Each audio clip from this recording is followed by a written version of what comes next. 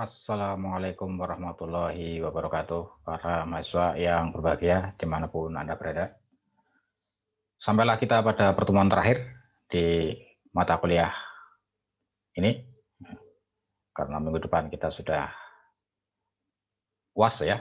Ya, jadi tinggal satu kali pertemuan hari ini, ya. Pertemuan kali ini ya. Ya, materi terakhir kita kali ini adalah tentang bagaimana kompetensi kepala sekolah. Ini penting juga untuk kita pahami ya, karena tidak menutup kemungkinan besok Anda kalau meniti karir sebagai guru dan mencapai puncak karir di sekolah itu sebagai kepala sekolah ya. Sehingga kita juga perlu paham ya, bagaimana sih sosok sebagai seorang kepala sekolah itu seperti apa itu ya kira-kira ya. Nah, terutama ini bagaimana kompetensi yang mesti dimiliki oleh seorang kepala sekolah. Nah, ini tema kita pada pertemuan kali ini.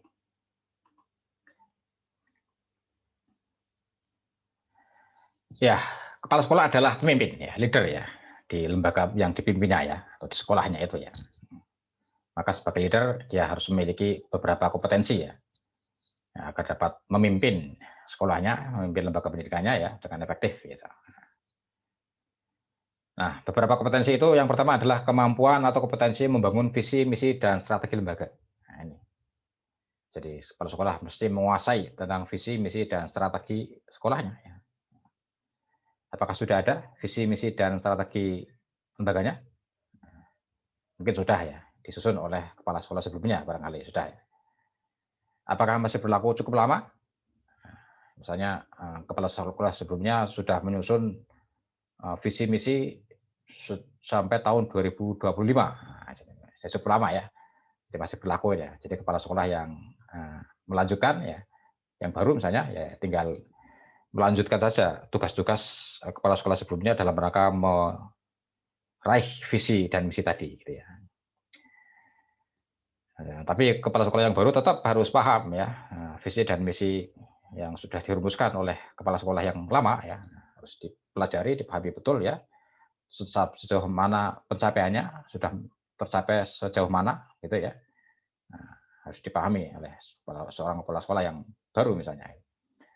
Atau jika visi dan misi itu disusun oleh kepala sekolah sebelumnya itu berlaku sampai tahun ini ya, 2020 berakhir misalnya ya, hanya disusun sampai tahun 2020, maka kepala sekolah yang baru ini berkewajiban untuk menyusun visi misi yang baru. Nah, ini untuk misalnya 10 tahun ke depan atau berapa tahun ke depan itu ya. Nah, mesti harus segera menyelenggarakan workshop ya, untuk penyusunan visi dan misi sekolah ya. Jadi bersama-sama dengan para guru dan stakeholder yang lain merumuskan visi dan misi yang baru bagi sekolahnya. Nah, ini. Ya, visi adalah pandangan ke depan ya dari sebuah lembaga pendidikan ya. Mau dibawa kemana ini sekolah ini ya. Nah, jadi cita-cita di masa yang akan datang. Ya. Mau dijadikan mau jadi apa ya? Anak-anak ini mau diproyeksikan seperti apa ya? Sekolahnya akan diproyeksikan seperti apa? Nah, itu tercermin dalam visi.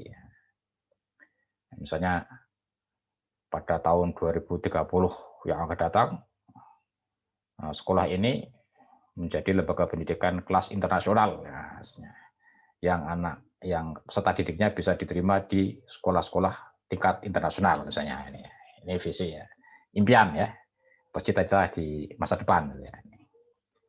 Terus misi adalah ya tugas-tugas yang harus dilaksanakan ya, mandat ya yang harus dilaksanakan dalam rangka untuk mencapai visi tadi. Nah, apa ya? Mandat lembaganya apa ya, tugas-tugas kelembagaan yang harus dijalankan oleh segenap sivitas akademika sekolah itu ya untuk dalam rangka meraih visi ya, menggapai impian tadi. Nah, kalau visinya adalah menjadi sekolahan level internasional di tahun 2030, maka apa ya? Tugas-tugas apa yang pasti dilakukan ya? Terus bagaimana strateginya? Ya, bagaimana mengelola sumber daya yang dimiliki ya, dalam rangka untuk menjalankan misi dan mencapai visi. Nah, ini strateginya bagaimana? Nah, ini dirumuskan bersama ya. visi, misi, strateginya dirumuskan bersama ini. Mampu berperan sebagai inovator ya, sebagai pembaharu ya. Jadi kepala sekolah dalam menjalankan tugas-tugasnya ya ada sesuatu yang baru lah yang dibawa oleh kepala sekolah itu. Apa itu misalnya ya? Ya, ini tergantung dari karakteristik dari sekolah itu ya. Apa yang bisa dilakukan baruan di situ ya. Dalam hal apa ya? Dalam hal metode pembelajaran guru-gurunya, apa dalam hal penggunaan TIK-nya misalnya, atau dalam pembangunan karakternya misalnya ya, atau dalam hal konten kurikulumnya mungkin ada yang diperbarui ya, ada update ya misalnya itu. Nah, ini. Kalau sekolah juga harus mampu membangun motivasi ya, ini membangun semangat kerja ya, para koleganya ya, agar bisa membangun semangat kerja motivasi ya para koleganya ya mestinya ya kepala sekolahnya harus punya motivasi yang tinggi dulu ya toh, punya semangat atau kerja yang tinggi dulu ya, sehingga nanti akan menjadi role model ya, menjadi contoh bagi para guru-guru yang lain ya, bagi para warga belajar ya, di sekolah itu ya, tenaga pendidikan di sekolah itu ya, sehingga ikut terbawa oleh aura kepala sekolah yang begitu kuat motivasinya. Gitu. Nah, terus memiliki keterampilan melakukan komunikasi ya, keterampilan komunikasi ya, komunikasinya yang baik, yang empatik ya, yang simpatik ya, bukan komunikasi yang malah memicu konflik. Ya. Nah, kata-katanya malah misalnya menyinggung atau merusak hubungan. Nah, ini ya malah berarti komunikasinya kurang baik ya. Kemudian juga bisa mengatasi konflik ya.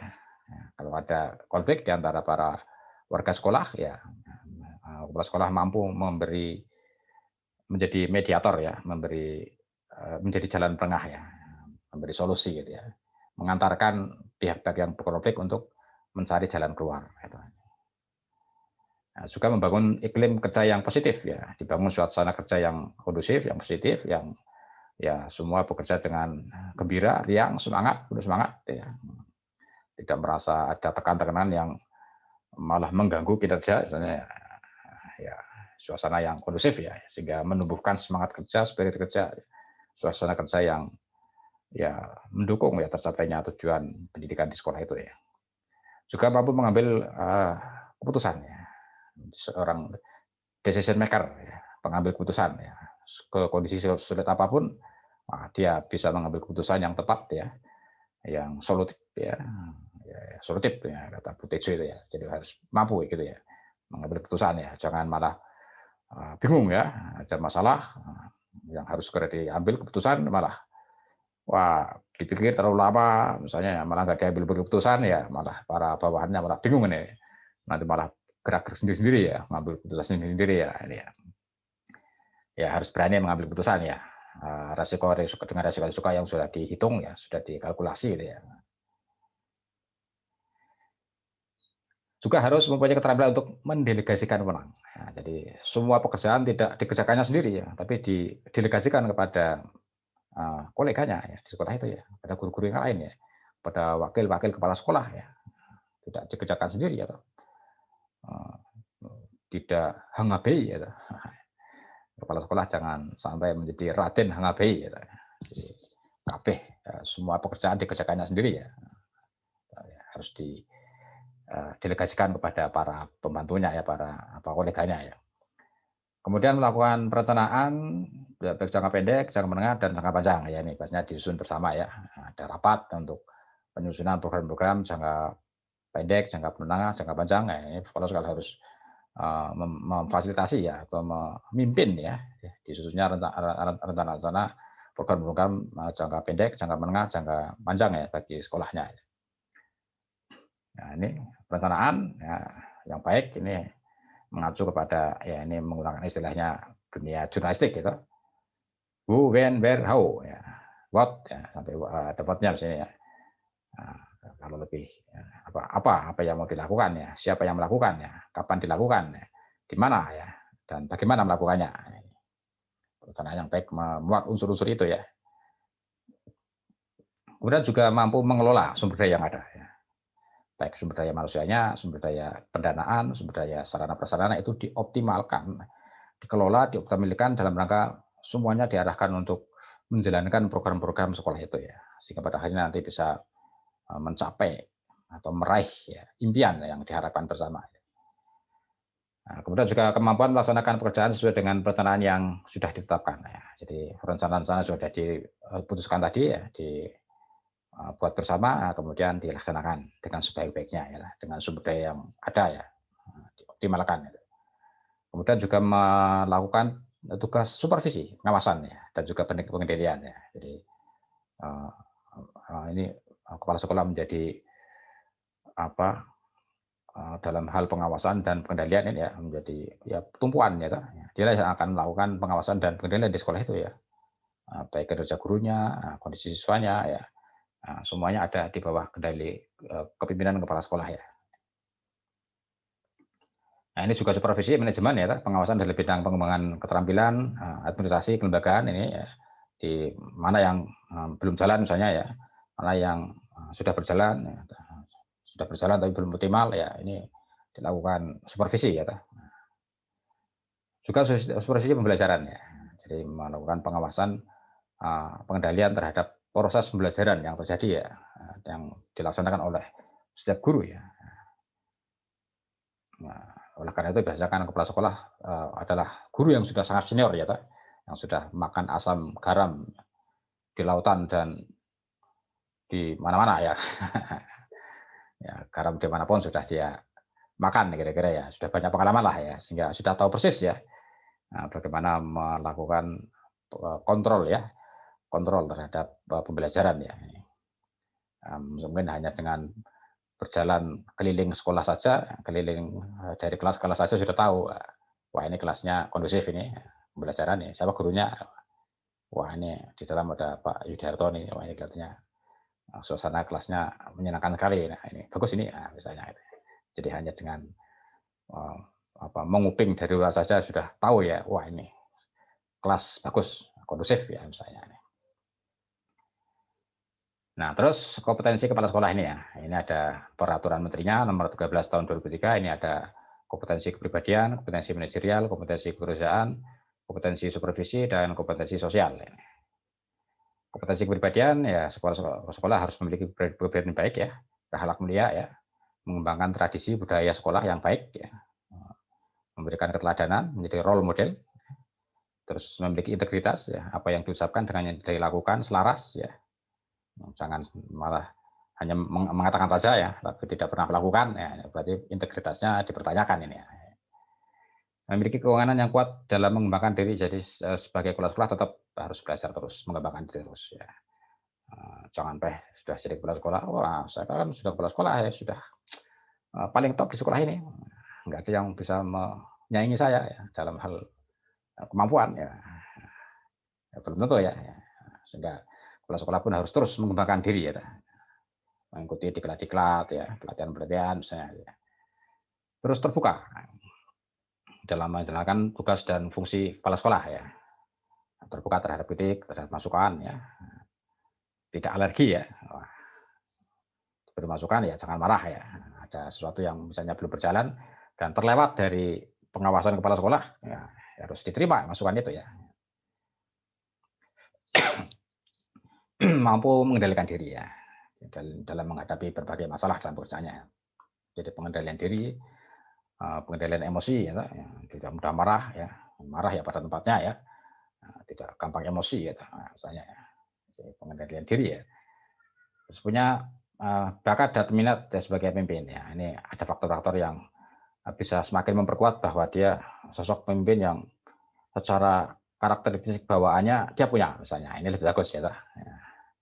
Nah, misalnya dari sisi dia punya suara yang berwibawa, pembawaan yang berwibawa ya, syukur-syukur ya, postur tubuh yang meyakinkan ya, itu ya faktor-faktor yang sifatnya bakat ya, bawaan maksudnya ya. Nah ini juga akan semakin mendukung ya keberadaan seorang kepala sekolah ya. Ya meski tidak harus kepala sekolah yang harus tinggi besar, misalnya kalau laki-laki ya kumisnya tebal ya tidak harus itu ya. Nah, tapi kualitas bawaan yang ini bisa mendukung ya kepribadian seorang kepala sekolah gitu ya. Kemudian kompetensi manajerial ini dalam hal perencanaan ya, mengembangkan organisasi sekolahnya ya, memimpin sekolah, kemudian mengelola perubahan. Nah, ini dari aspek-aspek manajerial juga harus dikuasai oleh seorang kepala sekolah ya. Nah, ini intinya ya kemampuan mengelola sebuah lembaga pendidikan. Ya. Lembaga pendidikan itu dikelola dengan baik ya sehingga rencananya bisa terimplementasikan dengan optimal ya sehingga terjadi perubahan-perubahan yang signifikan ya bagi kemajuan sekolah tersebut. Menciptakan budaya iklim sekolah yang kondusif bagi statistik ya, manajemen guru dan staf ya, sarana prasarana ya, semuanya dikelola ya, diberdayakan semua ya.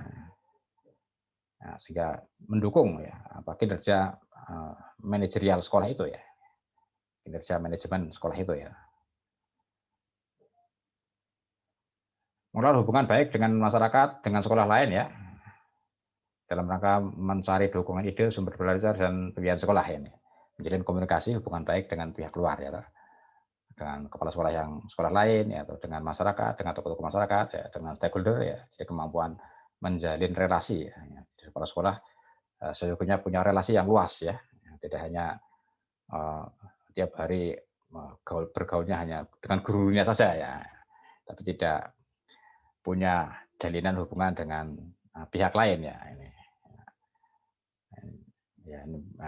bukan kepala sekolah yang ideal ya kalau hanya bergaulnya dengan gurunya saja ya. Nah, kemudian mengelola peserta didik dalam rangka penerimaan peserta didik baru ya, penerimaan siswa baru ya, kemudian penempatan serta pengembangan kapasitas peserta didik yang baru ini.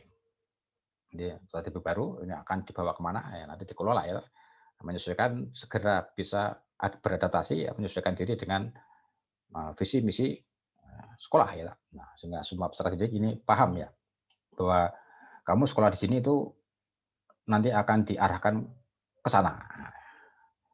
Akan dibawa ke sana ya sesuai dengan visi sekolah itu ya. Kemudian juga pengembangan kurikulum, kegiatan pembelajaran ya dengan arah dan tujuan pendidikan nasional. Jangan sampai tujuan pembelajaran yang berlangsung di sekolah itu menyimpang dari tujuan pendidikan nasional ya. Jangan sampai ya. Menyimpang dari nilai-nilai Pancasila misalnya. Ya, setiap Senin misalnya upacara, ya, malah kepala sekolah melarang, jangan upacara, buang-buang waktu, ya. Tidak ada gunanya ya, malah kain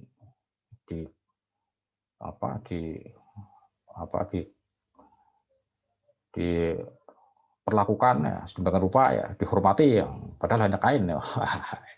Nah, itu bendera merah putih ya, itu ya lambang negara ya harus dihormati ya. Itu bukan sekedar kain ya, itu lambang negara ya yang diperjuangkan dengan darah dan air mata ya. Jadi harus tetap dalam koridor ya, tujuan pendidikan nasional ya, mengembangkan semangat kebangsaan ya. Jangan sampai malah menyimpang dari itu ya. Kemudian mengelola sistem informasi sekolah ya, dikelola dengan baik ya, sehingga sistem informasi yang ada di sekolah itu mendukung semua proses ya yang ada di sekolah itu ya, memanfaatkan TIK ini ya, kemampuan di TIK ya, sekolah jangan sampai gaptek kepala sekolah ya, harus paham ya tentang perubahan TIK ya. Ya tidak harus detail ya, tapi setidaknya tahu lah ya. Nah, ini TIK ini sekarang sudah sampai pada perkembangan seperti ini ya. Paham atau tidak ya? Sekalipun tidak harus detail ya, tidak harus menguasai secara teknis ya. Kemudian melakukan manef ya, monitoring dan evaluasi ya, melakukan pengawasan, evaluasi ya, dan juga membuat laporan pelaksanaan. Nah, mungkin laporan tahunan ya, laporan semester, laporan tahunan ya. Nah, itu dibuat ya untuk melihat progresivitas dari program-program yang sudah berjalan. Kelemahannya di mana, kelebihannya di mana ya. Nanti tahun depan apa yang perlu diperkuat. Nah, kemudian juga keterampilan wirausaha. Nah, ini bukan berarti wirausaha terus sekolah dicarikan sebagai ajang bisnis ya, bukan itu ya maksudnya. Ini semangatnya, semangat berwirausaha maksudnya ya. Semangat berinovasi, ini kan semangat berwirausaha ya, kerja keras ya, kerja efektif ya, motivasi untuk berprestasi yang kuat ya, motivasi untuk sukses ya, achievement motivation training misalnya mengatakan itu ya, achievement motivasinya tinggi ya, motivasi berprestasinya tinggi misalnya nih. pantang menyerah ya, mencari solusi yang terbaik ketika ada masalah-masalah, ada kendala ya, yang solusi itu sebisa mungkin ya win-win solution ya. Jangan sampai ada salah satu pihak yang terlalu dirugikan ya, dan pihak lain sangat diuntungkan ya. Tapi sebisa mungkin kalau ada masalah ya dibicarakan bersama, dan dua pihak ya, atau berbagai pihak yang terlibat dalam masalah itu bisa merasa lega semua ya, merasa tidak ada yang dirugikan gitu ya. Nah, ini memiliki naluri kewirausahaan ya toh ya. Kegiatan untuk menjadi produktif ya toh. Sehingga itu menjadi sumber belajar dari sekolah ya toh. Ya, misalnya kalau di SMK itu ya lebih mudah prakteknya nih ya, karena SMK banyak lab misalnya ya, yang banyak bengkel-bengkel kerja ya, ini kegiatan produksi bisa hasilnya bisa untuk mendukung pembelajaran. Atau di SMA umum ya banyak lab, mungkin menghasilkan karya-karya ilmiah ya, atau hasil-hasil eksperimen ya, yang itu bisa digunakan untuk sumber belajar para siswanya. Juga kompetensi supervisi ya. Nah, ini kompetensi baik dalam supervisi akademik ya, sejauh mana proses akademiknya berjalan ya, bagaimana dalam rangka untuk peningkatan profesionalisme guru ya, bagaimana profesionalisme gurunya ya dalam rangka mendukung kegiatan akademik ya. Nah, ini tentu dengan menggunakan pendekatan dan teknik supervisi yang tepat ya. Nah, biasanya para guru akan merasa tidak enak kalau supervisinya mungkin terbuka ya, kalau dalam kultur di Jawa misalnya terlalu terbuka ya, terlalu vulgar misalnya. Nah, ya bisa dengan cara-cara yang lebih membudaya bagi masyarakat setempat ya, sehingga jangan sampai kemudian malah menyinggung ya, menyinggung perasaan ya para guru ya. Ya, itu ini perlu taktik tersendiri ya di kepala sekolah ya untuk melakukan supervisi ya. Terus juga ditindaklanjuti ya. Jadi hasil seperti itu, supervisi itu ditindaklanjuti dalam rangka untuk perbaikan-perbaikan yang ke depan ya. Juga kompetensi sosial ya. Ini hubungannya dengan masyarakat ya, dengan kalangan di luar sekolah ya. Semuanya dalam rangka untuk kepentingan sekolah ya. Jadi menjalin hubungan-hubungan yang baik dengan pihak-pihak di luar sekolah ya, dalam rangka untuk menunjang ya kepentingan sekolah ya. Juga berpartisipasi dalam kegiatan sosial kemasyarakatan ya. Ini biasanya kepala sekolah kalau sudah ditahu, wah ini Pak ini kepala sekolah di sekolahnya ya, maka di rumahnya, di lingkungannya nanti ya ini ya akan banyak dilibatkan dalam kegiatan-kegiatan kemasyarakatan ya. Ya harus kepala sekolah harus terlibat ya, jangan malah menghindar ya. Wah saya sibuk sekali ya kepala sekolah ya, ya nggak sempat ini ya, misalnya diundang rapat nggak datang ya, ada acara di masyarakat sekitar, ada lingkungan, ada acara di lingkungan nggak pernah datang misalnya. Juga memiliki kepekaan sosial ya terhadap orang lainnya, memiliki simpati, empati ya terhadap orang lain. Ada yang mungkin orang lain baik di sekolah maupun di luar sekolah ya, kelihatannya kok ada masalah ya, bisa membangun atau ya menumbuhkan empati ya, simpati ya kepada orang lain ya, syukur-syukur sampai bisa membantu ya. Nah begitu para pemirsa, kira-kira gambaran sosok kepala sekolah ya.